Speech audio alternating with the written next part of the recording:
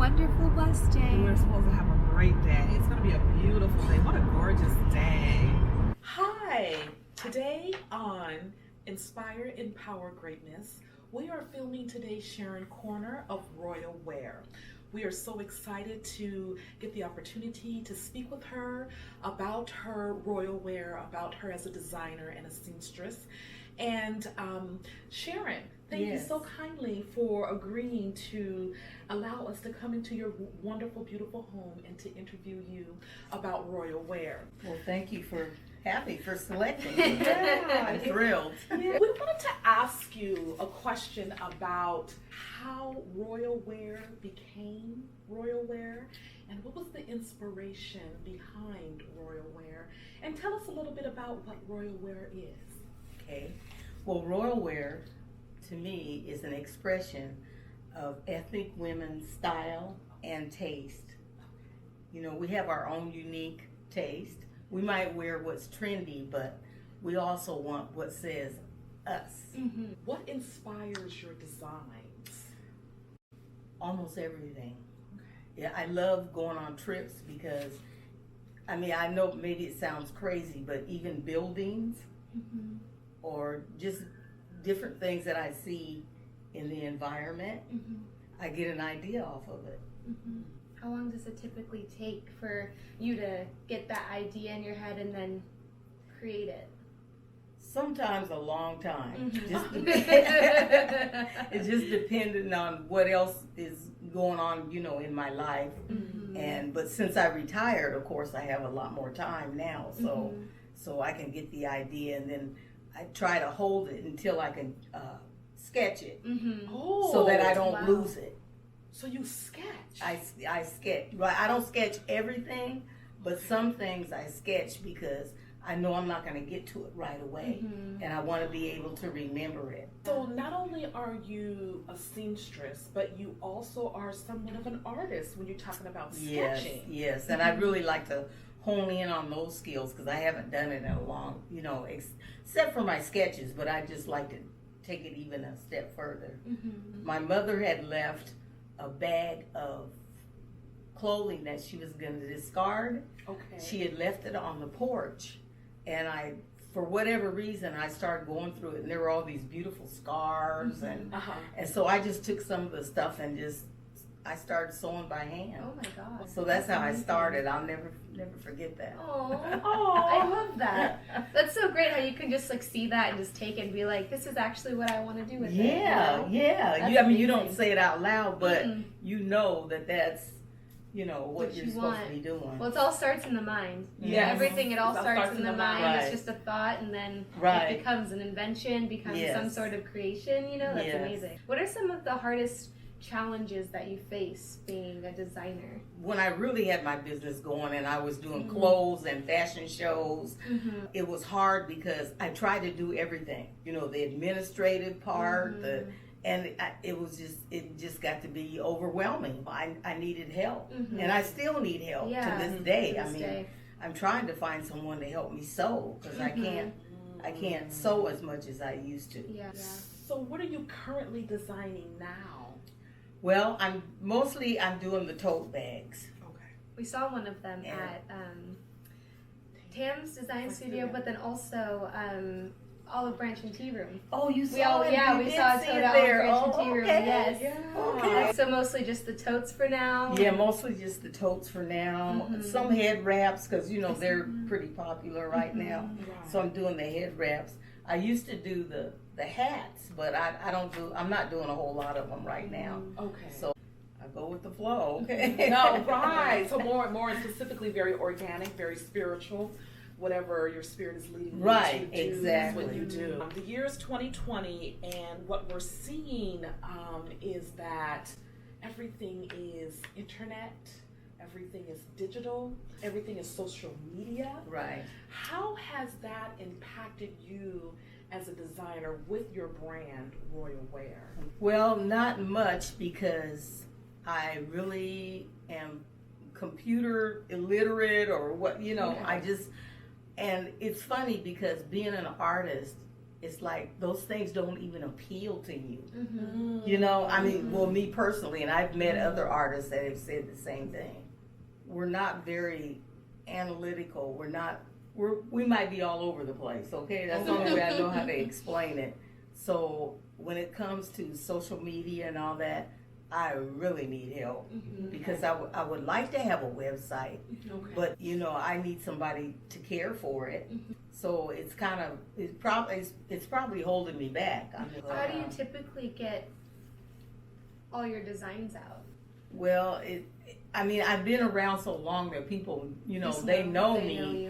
And every once in a while, like Tamara might put something on Facebook and then there's all kinds of events going on, and I network there, meet people at the different events. Like Mount Zion just had one, and so that's another avenue. And like I said, a lot of people know who I am anyway.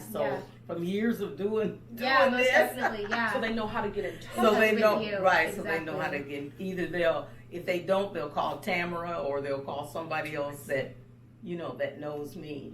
So what I see today, I was discussing with Savannah the challenges that many of our older adults within our community that still have a business, who need someone like a Savannah, that generation, to come to help you in this day and age with technology. So it's like the younger generation needs to come and help you guys so that you can continue to succeed, and then you on the reverse side can give them the tips and the pointers how to run a successful business longer. As well. So how do we bridge that gap? That's a good question. Our community. How can we help Sharon, who's been in this business for a long time, still stay valuable in this particular day and age with technology? And now we're going into digital. Well, everything is going to be digital. We see it already on our smartphones.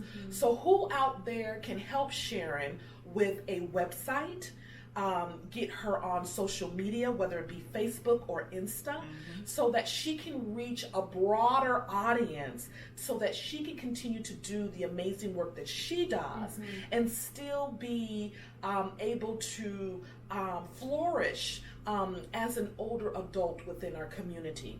So if you are out there and you are able or have the gift and the talent that can help propel her into the 21st century and beyond, please do give her a call, and we'll share her contact information. And so it's important that we do give back to our community, not only to the younger generation, but us older generation as well, because we all need to be together, unified, doing the great, amazing things that we do, because we are amazing people. Where do you see Royal Wear in 3 to 5 years? Well, if all goes well and I get what I need, I would also like for it to be in boutiques. Yes. So that would be another avenue that I would like to see, and I'd like to travel more with it. I mean, there are a lot of events that go on in Atlanta and just different cities.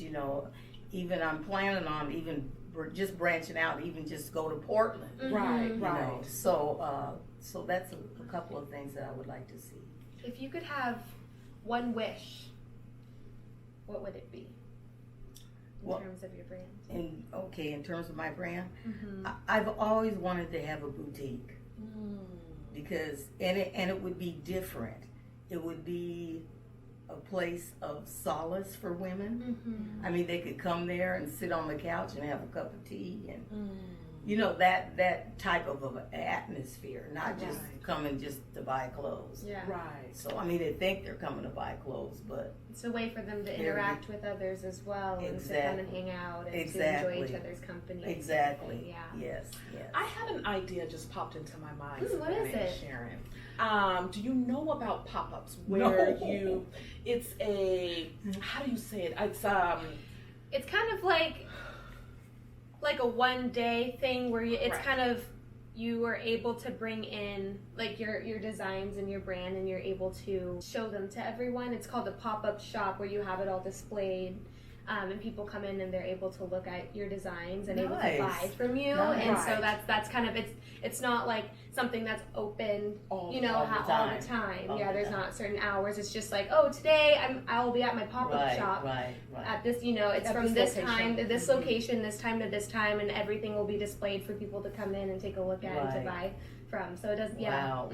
So that's another kind of like a starting point. Correct. A lot of people do that to kind of, get also their word out there and everything. Right. Exactly. So and that's become very popular. Very popular.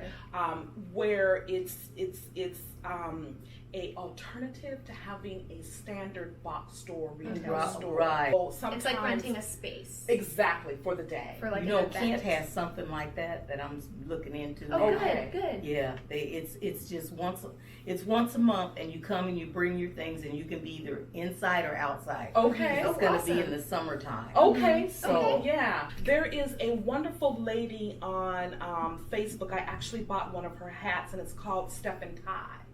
And she is brilliant, and her work is just amazing. She makes these amazing hats, but that's one of the things that her and her husband do. They just pop up in different cities. Okay. And on her Facebook, she tells you where she's going to pop up. Right. So if you're following her on Facebook and you love her hats, and she happens to arrive in Tennessee as a pop-up, you go down there, she sells her stuff, she gets back on the plane, she goes back home. So it's a great way to be mobile, and a great way to get your name and stuff out there. Now, these pop-ups, are they, where are they at? You know what I mean? It all depends, because like here in Seattle, there are places that will allow you to have your pop-up. Oh, okay. And it's called Peer Space. And it's a great way to pop, they have spaces where people can have an event, pop up and do whatever they want. So there's spaces that you can rent besides being, having a lease for 5 to 10 years with someone. And then if you're traveling, for instance, Atlanta may have the same thing, where they may have pop-up services for you to utilize while you're there. So it's just an opportunity to get online and figure out what is all out there to help your business continue to grow. Yeah. And since we put that out there in the universe, you will have that wonderful boutique. I can already vision it. Yes. So you just need that space where people can pop in, and sit down, have a cup of coffee, like you said, and maybe watch you sew something or create something or buy something. All things are possible. We all know this. So whatever you imagine in your mind can really do come to pass. Yes. And I need at least one sewer. Yes. So if anyone out there knows how to sew, please let us know. You can email us at iegpnw@gmail.com, and we will give you Sharon's contact information, and that way you can help her sew her all of her totes and all of her wear. Yes.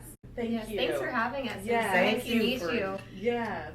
Thank you for doing this. Yes, of course. Amazing. Yeah. Great. Yeah. Perfect. Awesome. That's it. All right. We're doing easy. We're just popping in and popping out. Pop out. Exactly. Okay. So after we interviewed Sharon, we turned the camera off, and at first we thought it was going to be done, but then we ended up sitting down with her and having a longer conversation with her.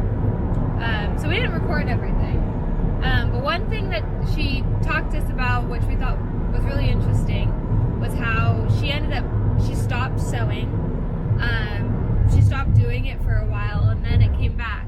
And what were her words? She said, my gift won't leave me alone. Her gifts won't leave her alone. Yeah. Like if you're true, when you have a gift like that, we gotta keep going. Right. If that's what's keeping you happy, if that's what's keeping you going, then continue on. Exactly. Keep going. It's important to have that. It's important to have something that you're truly passionate about, and to never give up on that. Exactly. To never give up on it. Since that quote alone was very priceless and so telling, that we are all here by design, in divine order, and given wonderful, amazing gifts that we are to use. So if you have gifts that won't leave leave you alone, you better do what those gifts are. And let that be how you self-sustain yourself and how you make a living off of the gifts that were given to you and build your dreams instead of others. Listen to your heart. Don't listen to all the stuff that your brain's trying to tell you to do, because your mind can mess with you a little bit. Listen to your heart. Yes. That's all you gotta do. Yes. Another thing that she talks about was she gives her fabric to Tamra, who does the design. So I thought that was amazing that they worked together, and Sharon was like, oh, Tamra, like, you take some of the money, and Tamra's like, nope, this is all you. This is all you. And we're having that conversation about how it's important to work together and to collaborate on things and not make everything a competition. It's important for you to not have that mindset of you need to outcompete them, you need to do Right. better than them, you need to work together Have it with them. on how to make be you both great. grow. Right. We as Black people, that's not who we are. We don't compete with one another. We complete one another. We work collectively so that we all are blessed in the situation. Be inspired, be empowered. Empowered to greatness. Greatness. And be you.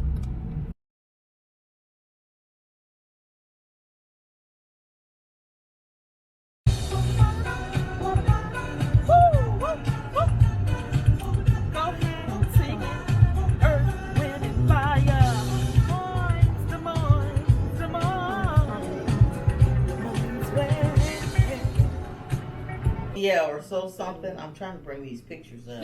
I don't want that. That's okay.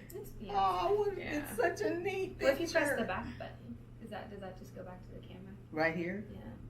Oh, wait a minute. Maybe it'll do it. There it is. All right, Well, sister, we're going to let okay. you go. Oh, my Yes. God. We're sitting here. I have lunch for you guys. Oh, wow. What? I'm just sitting here